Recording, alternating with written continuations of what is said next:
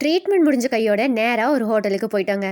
பா என்ன ஒரு அலைச்சல் அலைஞ்சு எப்படா எங்கேயாவது போய் சில்லுன்னு ஏதாவது குடிப்போன்னு ஆயிடுச்சு. போனதுமே நல்லா பசுமையாக இலைய போட்டு ஆரம்பிச்சிட்டாங்க. சரி அப்படியே நம்ம குழு குழுன்னு ஏதாவது ஆர்டர் பண்ணிடலான்னு ஒரு ரோஸ் மில்க்கையும் ஆர்டர் போட்டாச்சுங்க. நல்லா ரொம்ப சில்லாக இருந்தது. போட்டுட்டு உடனே மேனுஃபேக்சரிங் டேட் தான் பார்த்தேன். அன்னைக்கு டேட்டில் தான் இருந்தது. சரி ஓகே நம்பி குடிக்கலான்னு சொல்லிட்டு ஸ்டார்ட் பண்ணியாச்சு குடிக்கிறதுக்கு.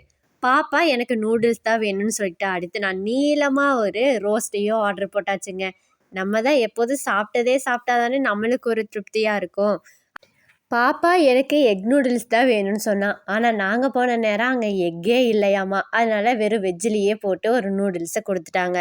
ஸோ பாப்பாவும் அம்மா இன்னும் போடு இன்னும் போடுனா, நீ முதல்ல போட்டதை கொஞ்சம் சாப்பிடுமான்னு சொல்லிட்டு ஃப்ரைட் ரைஸுக்கு போயிட்டோங்க. நல்லா சுட சுட நல்லா பெப்பரெல்லாம் தூவி அப்படியே பார்த்ததும் சாப்பிட்ற மாதிரி இருந்தது. சாப்பிட்றதுக்கு என்னதான் நம்மளுக்கு பவுல் வச்சு கொடுத்துருந்தாலும் நம்ம ட்ரெடிஷ்னலாக இந்த இலையில போட்டு சாப்பிட்றது ரொம்பவே வேறு மாதிரி தான் இருக்குங்க. நானும் இழுத்து இழுத்து பார்க்குறேன் வருவேங்குது.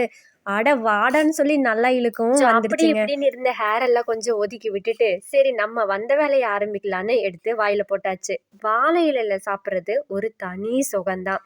அதுவும் சுட சுட சாப்பிடும்போது அந்த இலையோட வாசமும் அந்த நூடுல்ஸோட டேஸ்ட்டும் வேற மாதிரி அல்டிமேட்டாக இருந்ததுங்க. நீங்களும் வாங்க கொஞ்சம் டேஸ்ட் பண்ணி பாருங்க. நல்லா இருக்குங்க டேஸ்ட்டு.